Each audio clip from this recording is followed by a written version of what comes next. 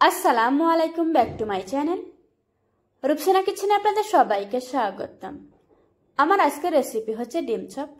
আপনারা চাইলে সকাল বা বিকেলে চায়ের সাথে খেতে পারবেন। এটা বানানো কিন্তু খুবই সহজ।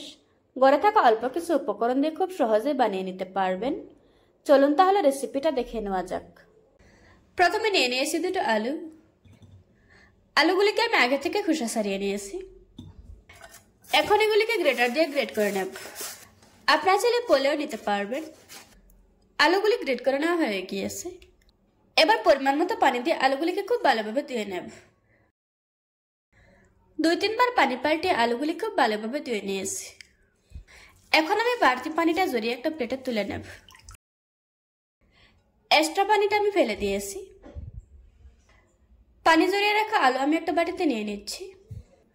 এখন এর মধ্যে দিয়ে দিচ্ছি কিছু কাঁচামরিচ কুচি, দিয়ে দিচ্ছি আগে থেকে ভেঙে রাখা একটা ডিম, দিচ্ছি 1/3 কাপ পেঁয়াজ কুচি। পেঁয়াজটাকে আমি এরকম লম্বা করে কুচি করে নিয়েছি। তারপর দিয়ে দিচ্ছি 1/2 চা চামচ লাল মরিচের গুঁড়া, দিচ্ছি 1/4 চা চামচ হলুদের গুঁড়া, দিয়ে দিচ্ছি 1/2 চা চামচ ভাজা জিরার গুঁড়া, দিচ্ছি 1/4 চা চামচ ধনিয়ার গুঁড়া, দিয়ে দিচ্ছি 1/2 চা চামচ চাট মশলা, দিচ্ছি পরিমাণ মতো লবণ। এবার আমি সবগুলো উপকরণ খুব ভালোভাবে মিশিয়ে নেব। এই কাজটা একটু সময় নিয়ে ধৈর্য ধরে করতে হবে, যাতে করে মশলাগুলি আলু আর পেঁয়াজের সাথে মিশে যায়। কিছুক্ষণ মিশিয়ে নেওয়ার পর দিয়ে দিচ্ছি 1/4 কাপ বেসন। বেসনটাকে একবারে দেওয়া যাবে না, অল্প অল্প দিতে হবে আর মেশাতে হবে। এরপর দিয়ে দিচ্ছি 1/4 কাপ কর্নফ্লাওয়ার। আপনার চাইলে কর্নফ্লাওয়ারের পরিবর্তে চালের গুঁড়ো ব্যবহার করতে পারবেন। দিয়ে দিচ্ছি কিছু ধনেপাতা কুচি। আবারও সবকিছু খুব ভালোভাবে মিশিয়ে নেব। মেশানো হয়ে গিয়েছে। এখন এটাকে একটা সাইডে রেখে দেব। অন্য একটা প্লেটে নিয়ে নিয়েছি আগে থেকে সিদ্ধ করে রাখা একটা ডিম। এখন আমি ডিমটাকে 6টা ভাগে ভাগ করে নেব। ডিমটা কেটে নেওয়া হয়ে গিয়েছে। এখন এটাকে একটা সাইডে রেখে দেব।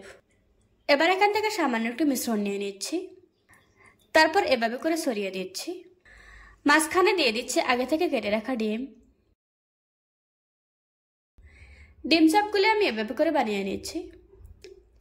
আপনারা আপনাদের পছন্দ অনুযায়ী যে কোনো শেপে বানিয়ে নিতে পারবেন।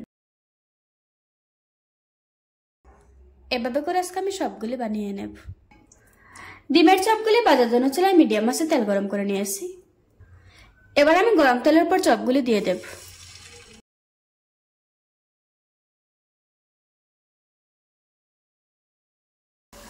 চুলার আঁচ মিডিয়ামে রেখে ডিম চপগুলি ভাজতে হবে।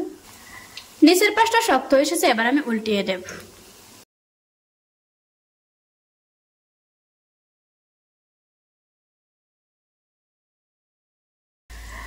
একটু পরপর উল্টিয়ে পাল্টিয়ে ডিম চপগুলি খুব ভালোভাবে ভেজে নিতে হবে। কিছুক্ষণ ভেজে নেওয়ার পর ডিম চপগুলি ভাজা হয়ে গিয়েছে। এখন আমি তেল ঝরিয়ে একটা প্লেটে তুলে নেব।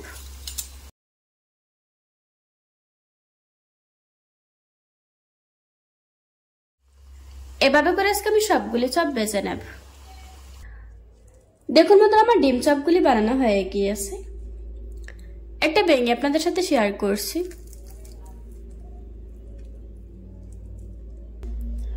আশা করছি আজকের এই সহজ রেসিপিটা আপনাদের কাছে ভালো লাগবে। ভালো লাগলে আমার চ্যানেলটা সাবস্ক্রাইব করে পাশে থাকা বেল বাটনটি অন করে রাখবেন। আবারও কথা হচ্ছে নতুন কোনো ভিডিওতে। ততক্ষণ সুস্থ থাকবেন, ভালো থাকবেন। আল্লাহ হাফেজ।